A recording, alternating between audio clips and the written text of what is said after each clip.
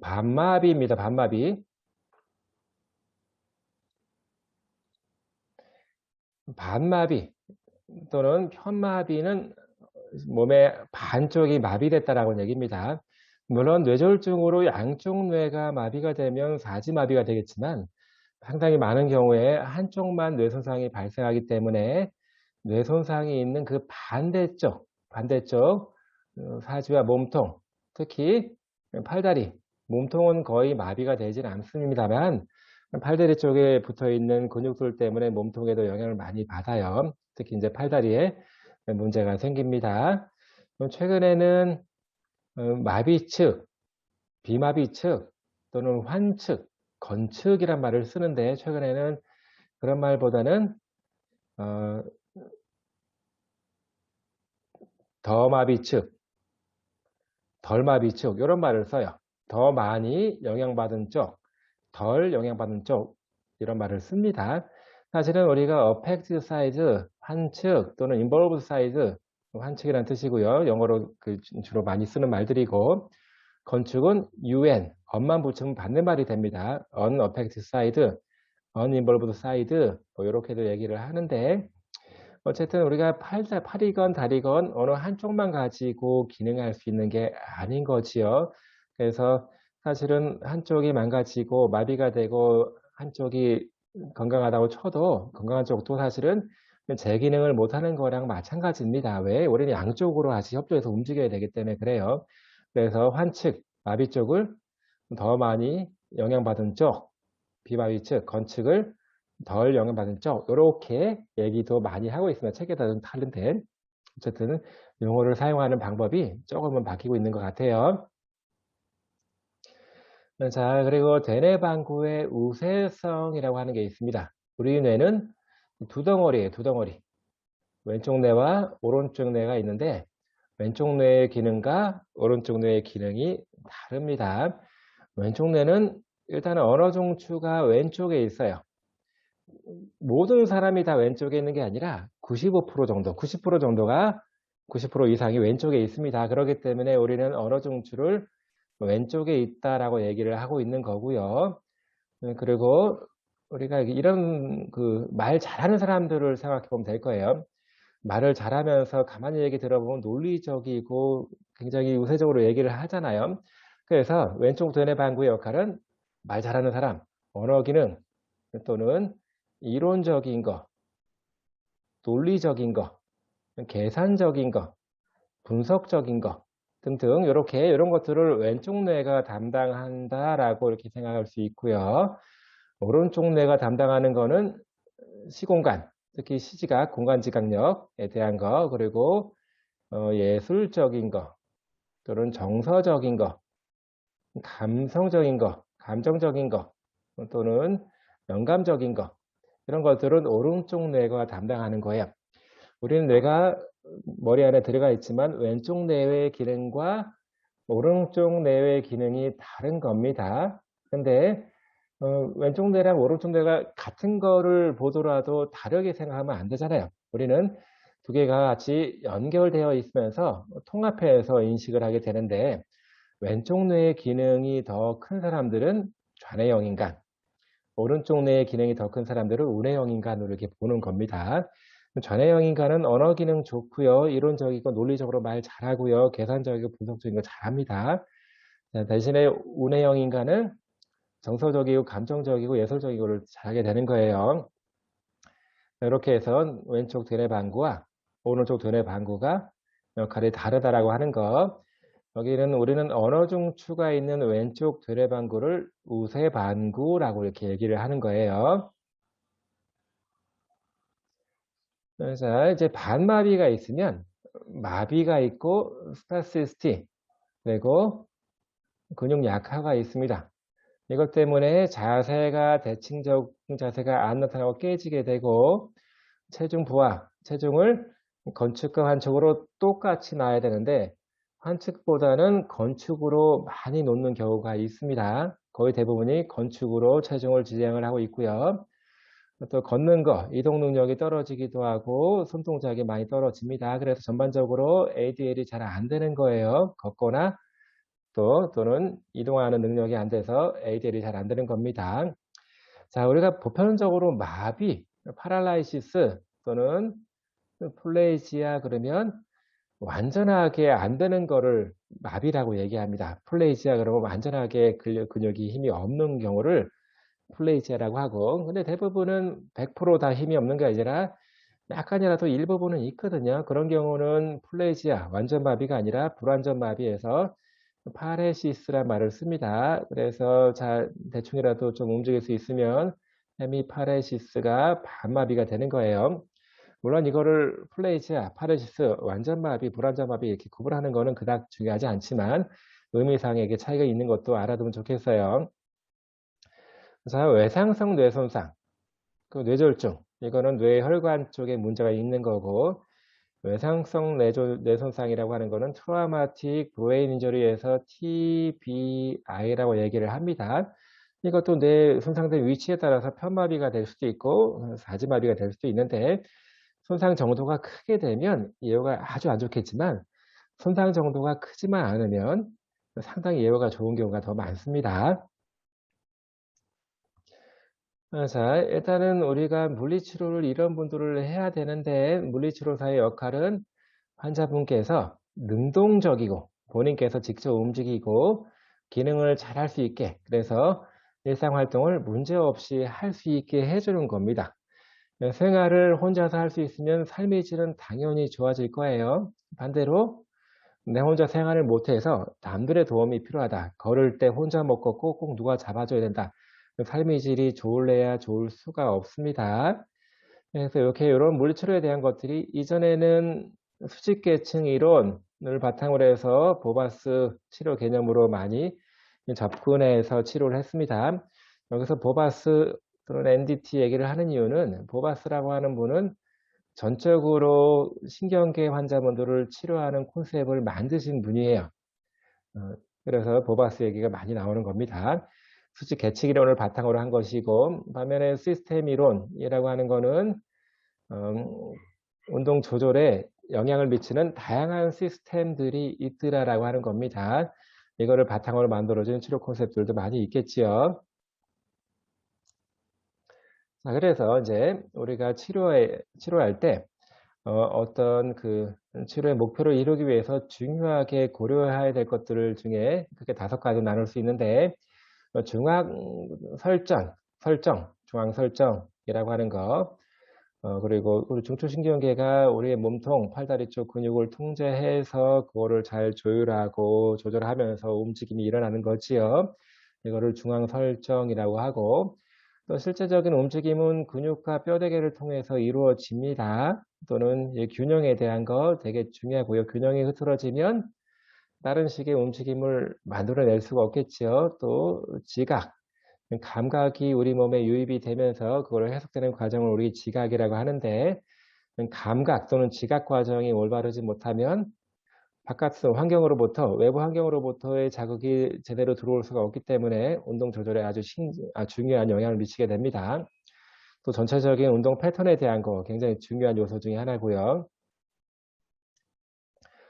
중앙 설정이라고 하는 거는 감각 정보가 들어와서 움직임이 일어나는데, 이런 거를 선행적으로 준비하고 또는 움직임을 통해서 감각계통을 또 이렇게 자극해주는 여러 가지 과정에 있는 것들을 전부 다 중앙 설정이라고 하는데, 다시 말해서 감각 기능과 운동 기능을 최적화시키는 것이 중앙 설정이라고 하는 거고, 이거는 신경계의 중요한 능력 중에 하나입니다.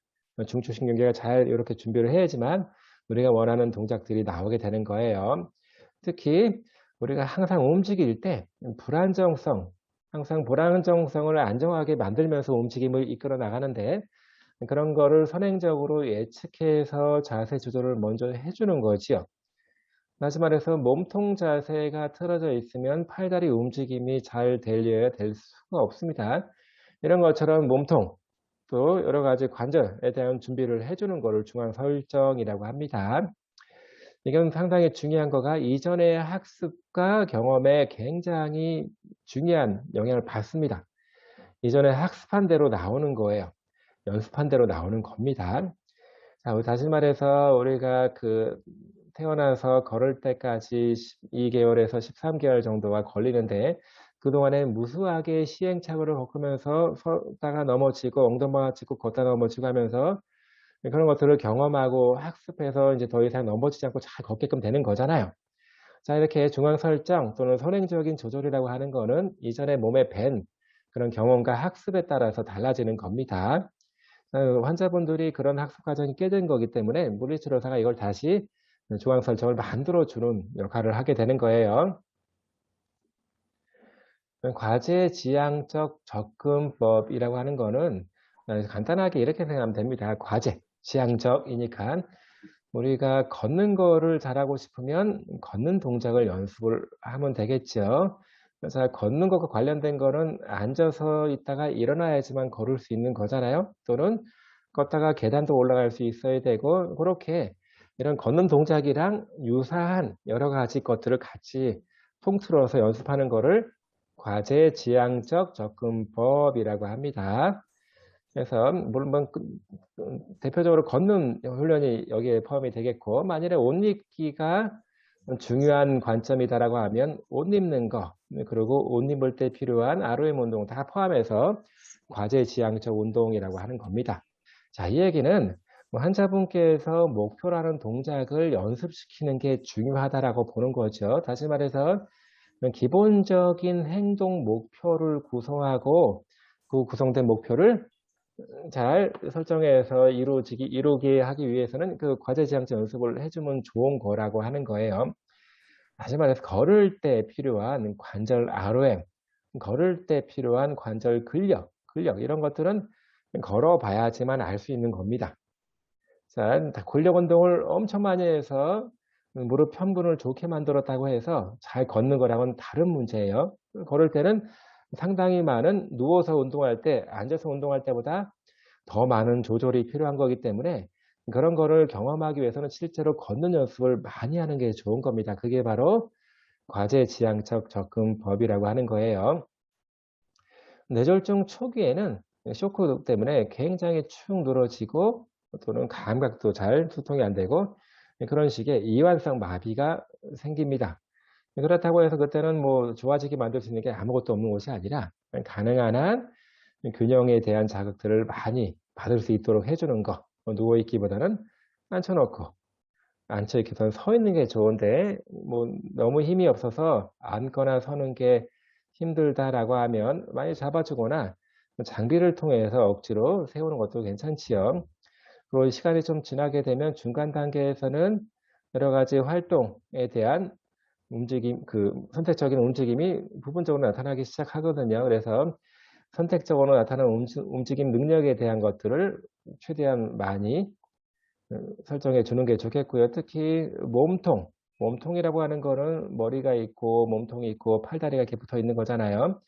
몸통이 똑바로 서야지만 머리 위치가 똑 올바르게 될 수 있고 머리와 몸통 위치가 올바로 돼야지만 팔다리가 좋은 기능을 가져갈 수가 있습니다. 그래서 전체적으로 몸통을 잘 컨트롤하지 못할 단계이기 때문에 몸통에 중점을 둔다라고 하는 거. 그리고 나중 단계에서는 시간이 좀 지나면 이제는 몸통 컨트롤과 팔다리 움직임이 잘 이루어집니다. 이때는 원하는 동작들을 반복적으로 연습시켜서 이제 미리 먹임이라든가 예측적으로 자세 조절을 할 수 있게 만들어 주는 게 치료의 목표가 되겠습니다. 자, 전통적인 치료 방식은 치료사가 잘 가이드해서 올바른 움직임을 만들어 주려고 했어요. 자, 그게 보바스 어프로치의 기본입니다. 그래서 치료사의 핸들링이 중요합니다. 치료사가 환자분을 잘 핸들링해서 좋은 자극을 만들어 주는 거에 대한 이점은 올바른 고요 감각을 제공해 주는 거가 상당히 큰 이점이죠. 다시 말해서 정상적이지 못한 근육 긴장이 있거나 어떤 협력작용, 팔다리가 같이 막 움직이고 선택적으로 안 움직이게 될 때 혼자서 움직이게 되면 그런 식의 동작을 많이 할 수밖에 없잖아요. 그래서 그걸 좀 더 억제를 해주고 물리치료사가 좀 더 올바른 동작을 만들어주는 거는 사실은 굉장히 좋은 감각을 중추신경계에 입력을 해주는 겁니다. 그래서 이전에 굉장히 이렇게 많이 했어요. 하지만 최근에는 조금 그 관점이 좀 바뀌면서 과연 핸들링을 많이 해주는 것이 좋은 것인가를 한 번 정도 생각해 보게 됐어요. 어떻게 보면 핸들링은 치료사가 손을 통해서 손을 잡아서 손으로 이끌어주는 그런 동작들은 치료사에 의해서 움직임이 유도가 되는 거고 이끌어지는 거잖아요. 어떻게 보면 환자분께서 능동적으로 움직임을 만들어 가면서 시행착오를 겪으면서 찾아야 될 동작들도 있는데 치료사가 너무 많이 가이드해 주는 거가 조금 방해가 될 수 있겠다고 이게 보기 시작한 겁니다. 그래서 이게 이런 뜻이고, 그래서 지금은 치료사가 가이드를 너무 안 해, 핸들링을 너무 안 하는 것도 문제지만 너무 지나치게 많이 해주는 거는 더 문제다라고 보는 거예요. 그래서 가급적이면 치료사의 손을 통한 가이드를 조금은 좀 줄이는 방향으로 많이 하고 있습니다. 직접 해봐야지만 그거를 잘 알 수 있고 직접 해봐야지만 조절 능력들이 생기는 거예요. 그래서 이렇게 체중 이동 훈련에 대한 것도 신경을 많이 쓰고요. 또 이제 몸통을 바로 세우고 머리 바로 세우고 서 있는 거 균형 훈련, 그리고 움직임에 대한 속도와 난이도를 좀 증가시켜서 좀 더 어렵게 움직이게 만들어 주는 것 등등 굉장히 많은 다양한 방식으로 물리치료사가 치료를 하고 있습니다. 자, 먼저 이제 운동 패턴에 대한 거를 우리가 잘 이해할 필요가 있습니다. 편마비 환자분들이 움직일 때 또는 그냥 있을 때 어떤 자세로 어떤 움직임을 보이는지를 살짝 알아볼 필요가 있는데, 기본적으로 어깨뼈는 아래쪽으로 회전됩니다. 척추가 이렇게 있으면 어깨뼈가 이렇게 있잖아요. 이렇게 여기에 팔을 이렇게 올리면서 팔을 이렇게 들어 올려야 되는데 어깨뼈 자체가 이렇게 안쪽으로 돌아가 있습니다. 아랫방에 돌아가 있기 때문에 팔을 쓸 때 상당히 애로사항이 생기는 거고, 자, 그리고 관절 오목이라고 하는 거는 어깨뼈를 좀 크게 확대를 해보면 이렇게 생겼거든요. 윗팔뼈가 이렇게 해서 이런 식으로 걸쳐져 있습니다. 그런데 이게 안쪽으로 돌아가게 되면 어깨뼈 모양이 이렇게 돼버리거든요. 그러면서 윗팔뼈가 여기 다 걸려져 있는 게 아니라 아래쪽으로 살짝 빠질 수 있는, 아래쪽으로 탈구가 될 수 있는 여건들이 많이 생기는 거예요. 이런 경우를 수동적으로 살짝 걸쳐져 있어야 되는데 그렇게 있지 못하다고 해서 어깨 관절이 수동 관절 잠김, 상실로 이렇게 표현하고 있는 거예요. 이거는 어깨뼈 아래쪽 회전 때문에 그렇습니다.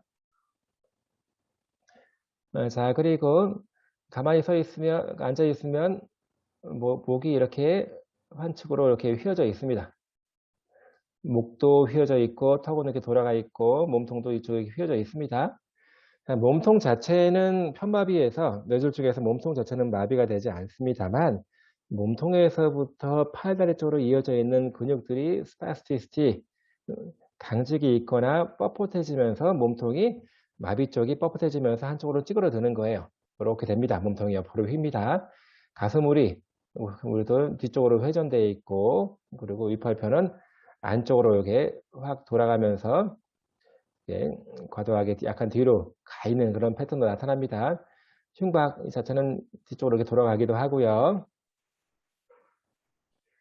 자, 그리고 머리와 목이 굽혀져 있거나 펴져 있는 경우도 있고, 어깨뼈가 위로 이렇게 올라가면서 팔이 이렇게 딱 붙어갖고 플렉션 패턴으로 딱 되어 있는 경우도 있습니다.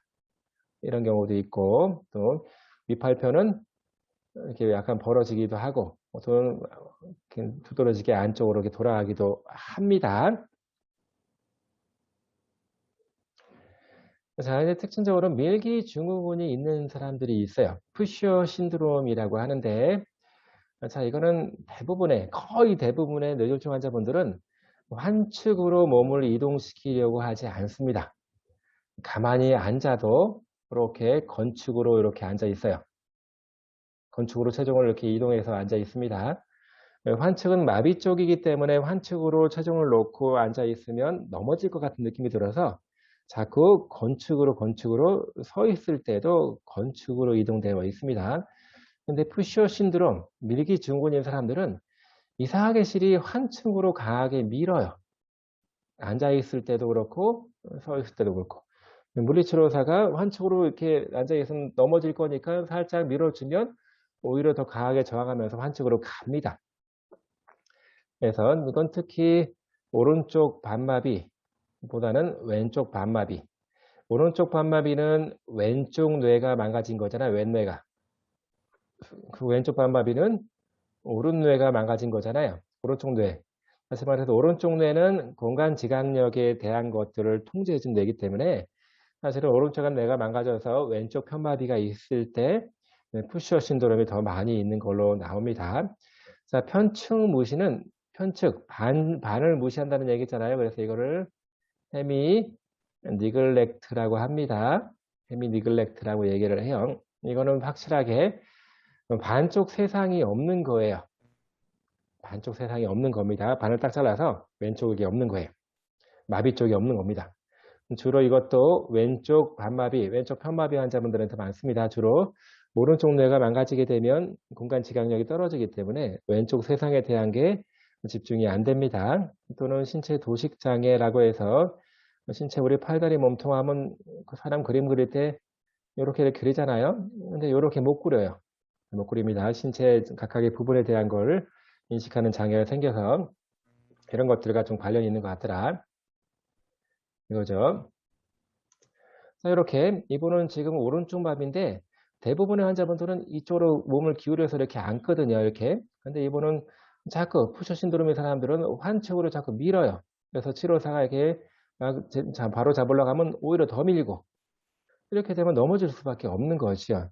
그래서 적어도 기능적으로 좋기 위해서는 몸을 바로 세울 수 있어야 되는데 이런 거가 전혀 안 되기 때문에 푸셔 신드롬이 있을 때는 치료하기가 상당히 애로사항이 생깁니다. 이제 푸셔 신드롬에 대한 거를 밀기 증후군에 대한 거를 먼저 관리를 해줘야 되는 거예요. 자, 그리고 여러분들이 반드시 알아야 될 원칙 중에 하나가 신경 가역성입니다. 지금 뇌 손상이 있어서 반을 못 쓰고 있는 겁니다. 그러면 우리가 알기로 중추신경계는 재생되지 않기 때문에 한번 망가지면 끝이다라고 생각했는데 사실은 뭐 재생되지 않는 거는 뭐 아직까지는 사실인 것 같은데 끊임없이 재구성이 됩니다. 리오가나이제이션 됩니다. 다시 말해서 예를 들어서 여기가 다치게 되면 옆에서 이 기능을 대신해 주면 되잖아요. 이렇게 하면서 기능적인 부분이 약간은 바뀌거나 넓어지거나 좁아질 수가 있습니다. 이거를 신경이 바뀔 수 있다 해서 가역성 플라스티시티라고 합니다. 플라스틱은 열을 가하면 모양이 바뀌는 거잖아요. 그래서 이렇게 가역성, 뇌는 바뀔 수 있다라고 하는 거, 뇌 가역성 뉴럴 플라스티시티라고 합니다. 어떻게 생각해 보면 이렇게 뇌가 기능이 바뀔 수 있으면 신체 기능도 좋아질 수 있는 거지요. 그래서 뇌 기능을 좋은 쪽으로 바꿔주기 위해서 좋은 운동을, 움직임을 만들어줘야 되고 적절한 자세, 정렬을 만들어줘야 됩니다. 많이 쓰는 쪽이 뇌가 훨씬 더 개발이 되어서 잘 개발되고요. 안 쓰는 쪽은 뇌가 퇴행됩니다. 담당 부위가 퇴행됩니다. 그래서 전체적인 기능을 좋게 만들어서 뇌를 바꾸게 하기 위해서는 동일한 외부 자극에 대한 것을 수천 번 반복해서 근육과 신경계가 그 동작을 배울 수 있게, 뇌가 바뀔 수 있게 만들어줘야 됩니다. 중요한 거는 반복입니다. 반복. 우리가 잘 못하는 동작을 잘하기 위해서는 계속 반복하는 거잖아요. 이렇게 반복하는 게 무엇보다도 중요합니다. 자, 문제 해결 과정입니다. 이제 환자분이 다 오게 되면 먼저 물리치료사는 환자분의 어떻게 움직이고 있는지를 분석합니다. 그리고 어떤 움직임이 정상적인지 또 그렇지 않은 움직임 패턴이 뭔지를 알고 또 그렇게 되면 정상적인 인식이 잘 안 되기 때문에 비정상적인 게 뭔지를 알고 그럼 왜 그래요? 이런 문제가 생기는지 원인 분석을 합니다.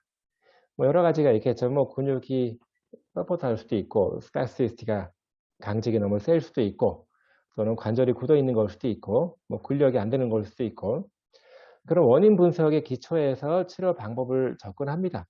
관절이 굳어 있으면 RM 운동 스트레칭도 많이 해야 되는 거고 근력이 떨어져 있으면 근력 강화 운동을 해야 되는 거죠. 그리고 치료 계획을 세우고 치료를 합니다. 그런 다음에는 치료 효과를 재평가해야 됩니다. 초기 평가한 거랑 비교해서 좋아졌는지 좋아지지 않았는지, 또 경우에 따라 나빠질 수도 있거든요. 뭐 좋아지지 않았거나 나빠졌으면 처음에 내가 분석이나 평가를 잘못한 거지요. 그래서 재평가를 통해서 새로운 방법에 대한 것들을 좀 수정해 가면서 하는 겁니다. 중앙 자세 조절 기전이라고 하는 거는 뭐 예를 들어서 우리가 평상시에 서 있을 때 우리 등에다 힘주고 배에다 힘주고 목에다 힘주면 서 있어야지 이렇게 생각 안 하고도 그냥 자연스럽게 편하게 막 서 있을 수 있거든요. 그건 이미 우리 몸에서 중앙 자세 조절 기전이 세팅이 되어 있기 때문에 그렇습니다. 부단한 노력을 통해서 그게 경험이 되고 학습이 된 거예요. 중앙 프로그램화 되어 있는 겁니다. 걸을 때도 마찬가지예요. 여러분들이 걸을 때 팔다리 움직이면서 걸어야지, 또는 몸통에다 힘줘야지, 몸 세우고 걸어야지, 이거 생각 안 하고 걷잖아요. 그것도 마찬가지로 이렇게 중앙에서 세팅이 되어 있기 때문에 그렇습니다. 또는 예기치 않게 우리가 가만히 서 있을 땐 괜찮은데 누가 툭 쳤어요. 그러면 몸이 휘청하면서 넘어질 것 같이 큰 신체 동요가 생기죠. 그때는 우리가 안 넘어지고 딱 설 수 있는 거는 몸에 여러 가지 대먹임 장치가 있어 그렇습니다. 몸의 위치가 잘못됐습니다. 어떤 근육이 늘어났습니다. 짧아지게 해주십시오 하고 피드백을 통해서 그거를 바로 잡을 수 있는 기회를 갖게 되는 겁니다. 그런 것들이 처음에는 대먹임을 통해서 보다는 연습을 통해서 이루어지는 거지만, 이게 학습이 되고 많은 반복을 통해서 학습이 되고 경험이 된 상태에서는 대먹임이 필요 없이도 이제는 몸을 유지하고 움직일 수 있게 미리 먹인 피드 포워드 컨트롤이 들어갑니다. 우리가 걸을 때 몸통에 힘 줘야지 하고 딱 하기 전에, 이미 생각하기 전에 이미 발, 다리 움직이려고 하면 몸에 힘이 들어갑니다. 이게 팔다리 옮기기 직전에 먼저 힘이 선행적으로 들어가야 이게 미리 먹임 조절이라고 하는 거예요.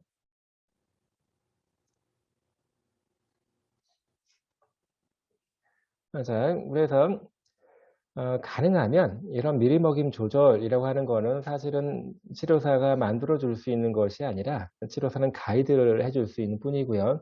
환자분께서 직접 경험하고 연습을 통해서 만들 수 있는 겁니다. 그래서 가급적이면 처음에는 가이드가 좀 많이 필요할 수도 있겠지만, 가급적이면 최대한 치료사가 직접 손으로 만져서 가이드 해주는 거를 좀 줄여가면서 환자분께서 직접적으로 혼자서 자세 조절을 할 수 있게 기회를 많이 줘야 됩니다. 그리고 다양하게 여러 동작들을 경험할 수 있게 해주는 것이 상당히 중요하겠다고 보는 겁니다. 자, 그래서 일단은 몸통 조절, 이게 먼저 선행적으로 돼야 되죠. 몸통이 있고, 그 다음에는 머리 조절이 돼야 되는 거고, 몸통이 삐뚤어져 있으면 머리 조절을 잘 할 수가 없습니다. 그런 다음에는 프록시말, 어깨 쪽, 골반 쪽을 잘 컨트롤할 수 있어야지 팔과 다리 움직임이 잘 나오게 되는 겁니다. 자, 그래서 결국은 몸통이랑 머리를 잘 조절한다는 얘기는 미드라인 오리엔테이션, 몸을 이렇게 세울 수 있고 정 가운데로 딱 만들어 줄 수 있다라고 하는 겁니다. 이거를 수직 또는 중심성 방위에서 미드라인 오리엔테이션이라고 하는 거예요. 이거를 만들어 줄 수 있어야지 팔다리 움직임이 잘 나옵니다. 그런 상태에서 체중을 지탱하고 체중을 환측으로 이동하고 균형을 잘 잡을 수 있는 거고, 맨 마지막에 비로소 팔다리 운동이 잘 되는 겁니다. 자, 그래서 몸통 컨트롤, 트렁크 컨트롤 굉장히 중요한 거고요. 그 다음에 헤드 컨트롤. 우리의 움직임은 머리 조절을 통해서 일어납니다. 다시 말해서 앞에 있는 물건을 잡기 전에 우리가 먼저 시각적으로 그걸 확인하기 위해서 머리를 돌려서 쳐다보잖아요. 그런 다음에 움직임이 일어나는 거거든요. 그래서 이렇게 몸통과 머리 조절, 미드라인 오리엔테이션이 굉장히 선행적으로 먼저 이루어져야 중요한 것들을 볼 수 있습니다. 저는 버바스 발달의 기본 개념은, 신경 발달 치료의 기본 개념은, NDT의 기본 개념은 일단은 감각, 운동, 감각을 유입해서 운동을 좋게 만드는 거, 또는 치료사가 촉진 기술을 잘 써서 정상적인 움직임을 촉진시키는 거. 그래서 핸들링이 굉장히 중요하다라고 봤습니다. 다시 말해서 치료사가 숙련되게 환자분들을 컨트롤하고 다룰 수 있어야 된다는 겁니다.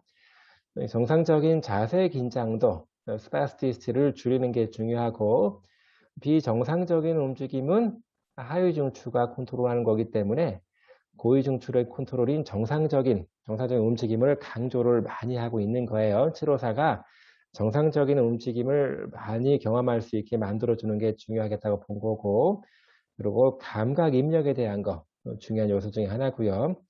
정상적인 자세 긴장도 계속 똑같은 말들이 많이 반복되고 있지요. 이런 거를 통해서 기능적으로 좋은 움직임이 나온다라고 본 겁니다. 그리고 자연스러운 운동 속도로 기능적인 활동을 할 때가 중요하다고 봤고, 그리고 운동성과 안정성 굉장히 중요하게 관련되어져 있다라고 본 겁니다. 중요한 골자는 치료사의 핸들링이 중요한 거예요. 환자분께서 직접 혼자 움직이게 되면 정상적이지 못한 움직임 패턴이 나타나기 때문에 물리치료사가 그거를 정상적인 움직임을 만들어서 정상적인 감각 경험을 해주는 것이 중요하다라고 이렇게 얘기하고 있는 겁니다. 이게 가장 큰 기본 개념이에요. 자, 이런 것들이 맞고 안 맞고를 떠나서 이거는 우리가 좀 알아둘 필요가 있는 거고, 반면에 셰퍼드 이제 운동 학습의 개념은 특정 동작들을 연습시키는 겁니다. 어떻게? 반복 연습시키는 거예요. 자, 예를 들어서 우리가 테니스를 잘 치고 싶으면 테니스를 잘 연습하면 되겠죠. 골프를 잘 치고 싶으면 골프를 연습하는 거지요. 야구를 잘하고 싶은데 축구를 연습하면 안 되는 거지요. 우리가 하고자 하는 동작들을, 그런 기능적 동작들을 반복 연습시켜서 학습을 할 수 있도록 만들어 주는 거다라고 하는 거죠. 그리고 숙련되게 기술이 나오고 운동 순서, 힘을 주는 순서라든가 운동 타이밍은 그 동작을 할 때 개발이 될 수 있다는 얘기를 하는 거고요. 그리고 근육들의 움직임이라든가 그런 것들을 인지적으로 잘 수용을 하고 조절할 수 있는 것, 또는 불필요한 활동들을 하지 말 것이며, 그리고 되먹임이 있어야지만 운동 수행이 정확해집니다. 자, 운동 기술을 배울 때는 초기에 되먹임이 필요해요. 우리가 테니스를 배울 때 옆에서 코치가 잘 되고 잘못된 거에 대한 잔소리를 좀 들으면서 우리가 그 동작들을 고쳐 나가는 거지요. 그게 되먹임입니다. 자, 그리고 중요한 거는 이제 조기 치료는 굉장히 중요하다라고 봤어요. 운동 그 기능을 배우는 거에서도 중요하고요. 움직임에 대한 거를 인식하고 인지적인 거를 수용하는 거에서도 굉장히 중요한 거다라고 보고 있습니다. 자, 그리고 근력 강화 운동. 누누이 강조하지만 근력 강화 운동은 굉장히 중요합니다. 왜? 기능은 근력이랑 밀접한 관계가 있는데, 실제로 편마비 환자분들이 근력이 많이 떨어지는 게 뭐 분명한 사실로 드러나고 있기 때문에 근력을 강화시킨 거를 먼저 해야 됩니다. 그리고 중요한 사실 중에 하나는 삶 전체를 고려해야 됩니다. 물리치료실에서만 치료하는 거, 그건 바람직하지 않을 수 있어요. 어차피 환자분들이 병원을 퇴원하게 되면 지역사회로 돌아가고 가정으로 복귀를 해야 되기 때문에 지역사회에서, 가정에서의 전체적인 움직임이 나쁘지 않아야지만 빨리 퇴원해서 가정으로 복귀할 수 있는 겁니다. 그래서 일상생활, 평상시 생활과 기능을 분리해서 생각하면 안 됩니다. ADL이 곧 기능입니다. 그래서 중요한 거는 생활적인 기능에 초점을 두고 치료를 하는 것이 가장 중요하겠다. 이것이 바로 과제지향적 훈련이라고 하는 거예요.